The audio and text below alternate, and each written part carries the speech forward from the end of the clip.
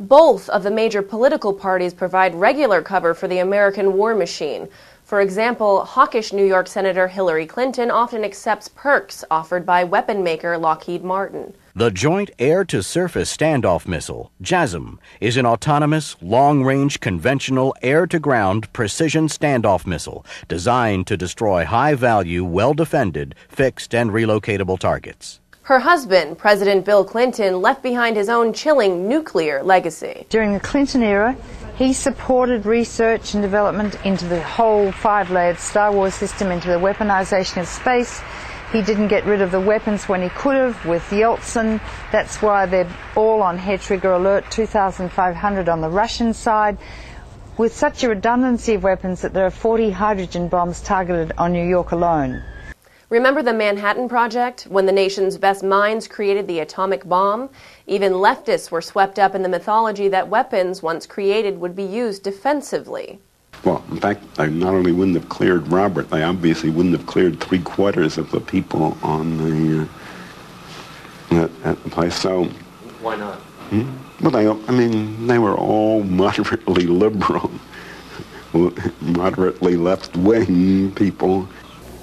Now I am become death, the destroyer of worlds. I suppose we all thought that, one way or another. Of course, the so-called neocons in Washington today have exceeded the ambitions of even their most hawkish predecessors.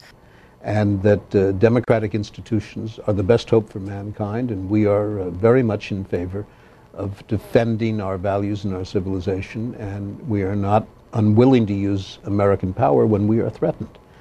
Are they simply less secretive about an imperial agenda that the U.S. has pursued for decades? The U.S. empire. 70 interventions after 1945, killing between 12 and 16 million.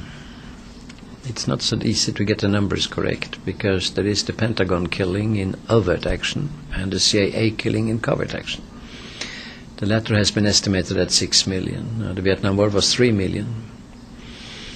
We are not saying that the U.S. did all the killing, but they certainly have a major burden of the responsibility. Now this cannot go on. We cannot. It's a killer country. We cannot continue that. The U.S. empire has to go.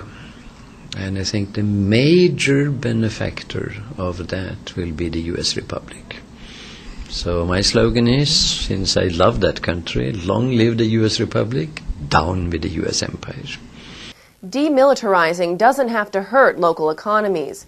A study by the Congressional Budget Office found that every $10 billion spent on military weaponry generates 40,000 fewer jobs than $10 billion spent on civilian programs.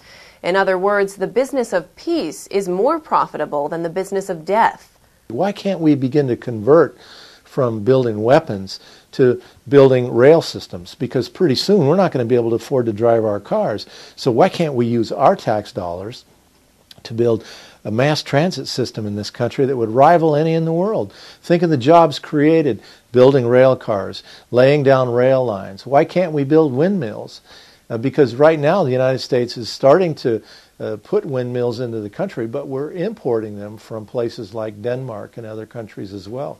Why can't we build solar? Japan's now the largest producer of solar products in the entire world. Why can't we, at our weapons contracting facilities, instead of building weapons for endless war, why can't we build solar, rail, and public transportation? If you'd like to find out whether your employer makes weapons or weapon support systems, visit the links on our website at libertynewstv.com.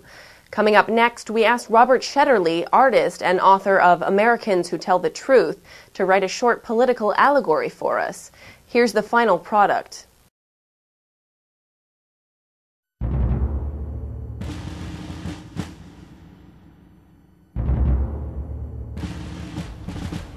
I want nothing from you, only that you listen. No one else will. I pray the future to forgive me. I am the weak link in evolution. I am the ancestor who did not care. I am the one who believed in my own reality. How does one become sane in an insane culture? I see visions. Tongues of dark flame wiggle up out of these graves. Tongues that want to speak through me. Look at me. Look at me. A bent woman, a barren woman in a muddy shroud? Yet they tell me I am regeneration. I am reclamation. Who tells me? I can't see their faces. Let's try to start somewhere.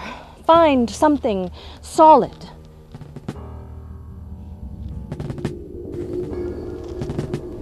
There's only one exit from the kingdom of hypocrisy. You can't hide things from your mother. It's simple. I used to say to my little one, "Dearest, you messed up." Then I'd stick his face right in it. He'd get it. A dog would get it. A freaking gerbil would. Not these folks today. Not this bunch. They dig deep.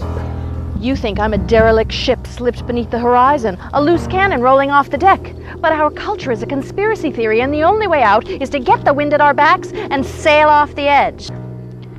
We bury the truth and keep the lies panting on the artificial reality machine, plug the dishonest ghosts into dialysis, puff up the mumbo-jumbo kings with our sacred breath. Oh, great mumbo-jumbos, we say, keep me safe. Conformity, corruption, consumerism so deep I'm drowning in my own complicity. Look here. Look here. Cause of death? Unknown. Gone before its time. Can civilization exist without it? The great bloody mumbo-jumbos say it can. Why would they lie? Now we all shove our way through the eye of the needle, elbows at the ready. To the sneaky go the spoils. Blood and bodies everywhere. That's fine, we the sheeple say. We've got the lotto. We get our chances. Throw away justice for one chance in a billion to live like robber barons. See, you know what yanks my chain? They don't bury the things that attract flies. I see meaningless bones everywhere. Sad, exhausted bones strewn like lottery tickets everywhere. Look for something that matters, and you're stammering in the dark. I know you're in there! Put it where the sun don't shine and the oxygen won't reach. Take the stuff that creates the vital spark in 300 million hearts and tag it, bag it, and bury it deep. It sucks the oxygen right out of my brain, the blood right out of my heart. I can feel my corpuscles dry up and blow away like little maple leaves. I see the mumbo-jumbo medics scurrying over. They give me a transfusion of fear. I've got to connect, find some people like me. Got to be others who come down here to put flowers on the graves. Some who aren't afraid of the mumbo-jumbo dumbos. I feel so tiny. I'm an ant. All the giants are underground. I curse myself. I curse the crumbs that I count as blessings. I curse the fat white hand that drops the crumbs. I read somewhere that I am both the question and the answer. What a joke. But if I'm not the answer, who is? I want my shovel. Give me my shovel. Give this ant her shovel.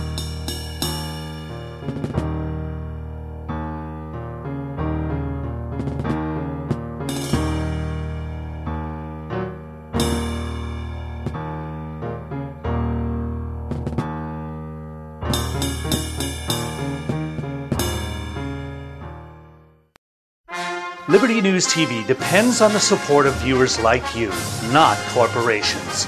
Visit our website at libertynewstv.com and let us know you care.